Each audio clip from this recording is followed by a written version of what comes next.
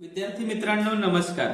मित्रांनो आपण शिष्यवृत्ती परीक्षेसाठीचे सर्व प्रश्न पाहतोय आणि या ठिकाणी आपल्याला पहिला प्रश्न आहे, पुढील परिमेय संख्यांचा चढता क्रम कोणता. तर आता बघा, संख्या दिल्या आहेत आपल्याला 4/17, ऋण 7/9 आणि ऋण 3/5. आता मित्रांनो इथं काही चढता क्रम शोधत बसण्याची गरज नाही.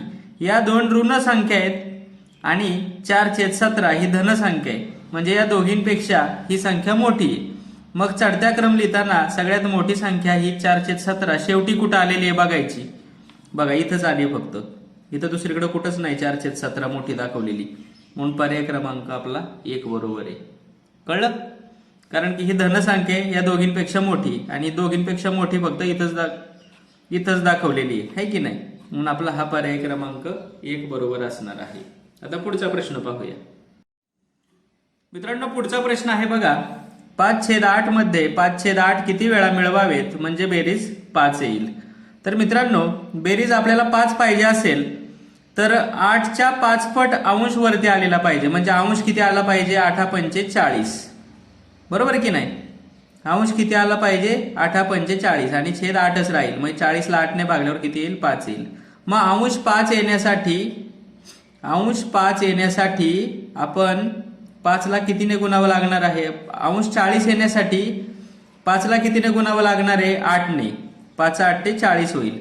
म्हणजेच 5/8 मध्ये 5/8 किती वेळा मिळवावा लागणार आहे, 8च्या आधीचा अंक घ्यायचा, 7ने गुणावं लागणार आहे. कळलं? अंश 40 करण्यासाठी 5×8 = 40, 5ला 8ने गुणावं लागते, म्हणजेच 5/8 मध्ये आपल्याला 5/8 किती वेळा मिळवावं लागणार आहे 7 वेळा, म्हणून पर्याय क्रमांक 4 बरोबर असणार आहे. ओके. आता पुढचा प्रश्न पाहूया. मित्रांनो आता या प्रश्नामध्ये बघा, पुढील संख्या उतरत्या क्रमाने लिहिल्या असता मिळणारी शेवटून तिसरी संख्या कोणती. बरोबर. तर आता या संख्यांचा काही छेद सारखा नाहीये, आपल्याला छेद सारखा करावा लागेल किंवा एकतर त्याचं दशांश अपूर्णांकात रूपांतर करावं लागेल. मग 3/8च्या दशांश अपूर्णांकात रूपांतर करूया. 3/8 म्हणजे 3/8, 8 0 0, 3तून 0 गेला 3, एक्स्ट्रा 0 घेतला, पॉईंट दिला, जवळची संख्या 8 त्रिक 24, 30 मधून 24 गेला 6 उरला, एक्स्ट्रा 0 घेतला 60 झाले, 8 7 56, 60 मधून 56 गेला 4 उरले, एक्स्ट्रा 0 घेतला 8×5 = 40, 40 मधून 40 गेला 0 उरला. बरोबर. आता पुढचं 4/7, 7 0 0, 4तून 0 गेला 4, 40 झाले, पॉईंट दिला, 7×5 = 35, 40 मधून 35 गेला 5 उरला, एक्स्ट्रा 0 घेतला 49 झाले, जवळची संख्या 7 7 49, 50 मधून 49 गेला 1 उरला, एक्स्ट्रा 0 घेतला 7 1 7, 10तून 7 गेला 3 उरला. तर 13/21, 21 0 0, 13तून 0 गेला 13, एक्स्ट्रा 0 घेतला, पॉईंट दिला, जवळची संख्या 21 126, 130 मधून 126 गेल्यानंतर 4 उरतात, एक्स्ट्रा 0 घेतला, जवळची संख्या 21 1 21, 40 मधून 21 गेल्यावर 19 उरतात, है की नाही. एक्स्ट्रा 0 घेतला, जवळची संख्या 21 9 189, 190 मधून 189 गेल्यावर 1 उरतो. पुढे आहे 9/11,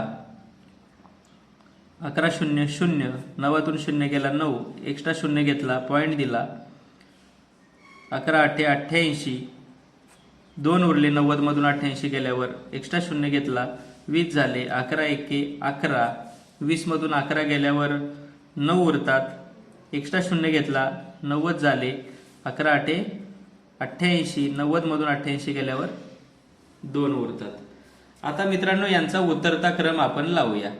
बघा ही संख्या येणार आहे सुरुवातीला मोठी 0.818, त्यानंतर येणार आहे बघा 0.619, 0.619, त्यानंतर येणार आहे 0.571. बरोबर. आणि त्यानंतर येणार आहे 0.375. बरोबर. आता आपल्याला विचारले शेवटून तिसरी संख्या कोणती आहे, 0.619. 0.619 म्हणजेच काय 13/21, शेवटून तिसरी, म्हणून पर्याय क्रमांक आपला 3 बरोबर आहे. ओके. तर हे असं सोडवायचं आहे. आता पुढचा प्रश्न पाहूया. मित्रांनो आता या प्रश्नामध्ये बघा, पुढील संख्या उतरत्या क्रमाने लिहिल्या असता मिळणारी शेवटून तिसरी संख्या कोणती? बरोबर.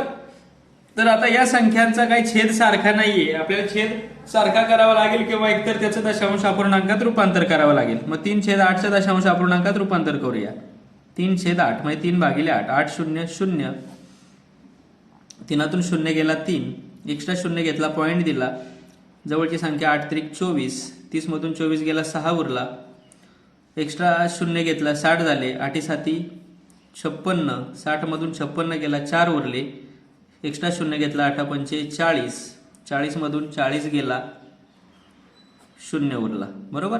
आता पुढचं 4/7, 7 0 0, 4तून 0 गेला 4, 40 झाले, पॉईंट दिला, 7 5 35, 40 मधून 35 गेला 5 उरला, एक्स्ट्रा 0 घेतला 49 झाले, जवळची संख्या 7 7 49, 50 मधून 49 गेला 1 उरला, एक्स्ट्रा 0 घेतला 7 1 7, 10तून 7 गेला 3 उरला.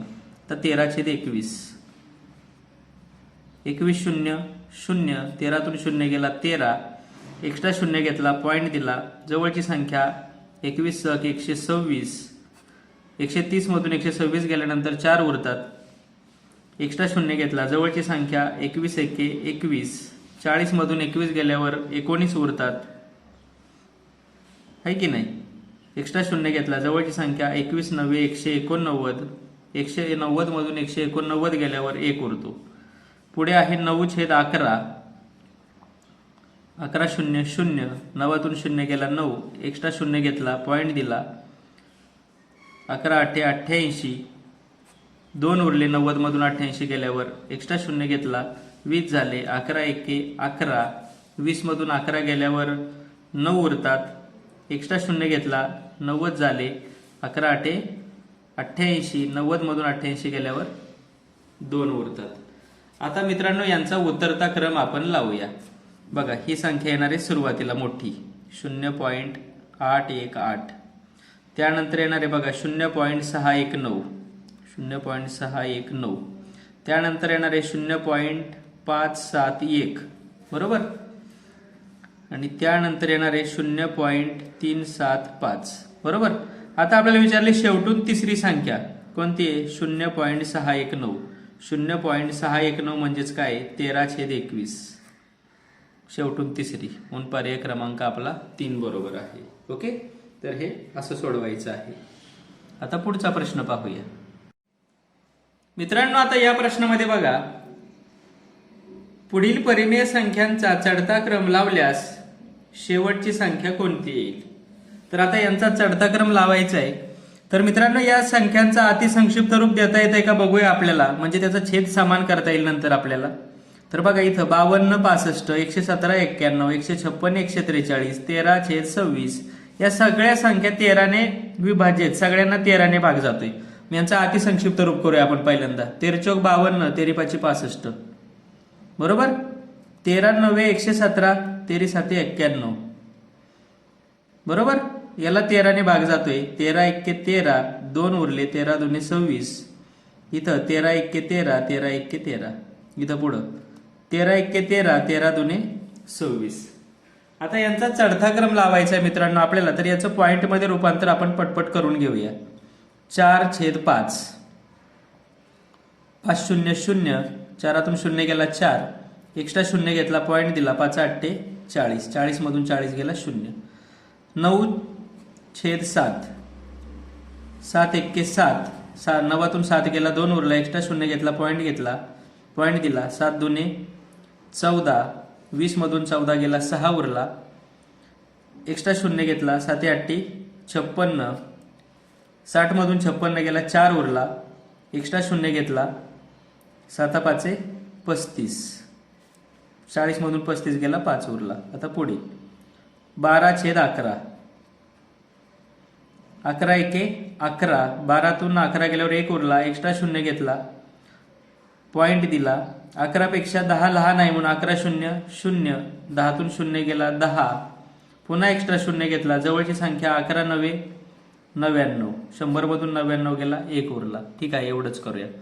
आणि आता 13/26 जर आपण रूपांतर करायला गेलो तर 1/2 म्हणजे 0.5, बरोबर. तर आता आपण काय करूया, यांचा चढता क्रम लावूया.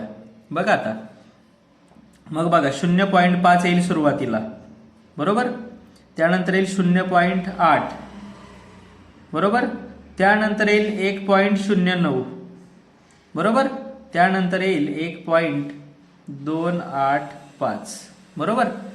मग आता आपल्याला विचारले शेवटची संख्या कोणती, तर 1.285 म्हणजेच कोण आहे, 7/9 आहे की नाही, 9/7 म्हणजे 117/91, 117/91 ही शेवटची संख्या येणारी चढता क्रम लावलीस, मोठी संख्या. तर अशा पद्धतीने हे सोडवायचं आहे. ओके. आता पुढचा प्रश्न पाहूया मित्रांनो. आता आपण या ठिकाणी बघा, पुढचा प्रश्न दिलेला आहे आपल्याला, ऋण 1/2, ऋण 1/8, ऋण 1/3 आणि ऋण 1/4 यापैकी सर्वात मोठी संख्या कोणती. तर मित्रांनो, सगळ्यात मोठी संख्या आहे ऋण 1/8. तर का मित्रांनो, जेव्हा छेद सारखा असतो तेव्हा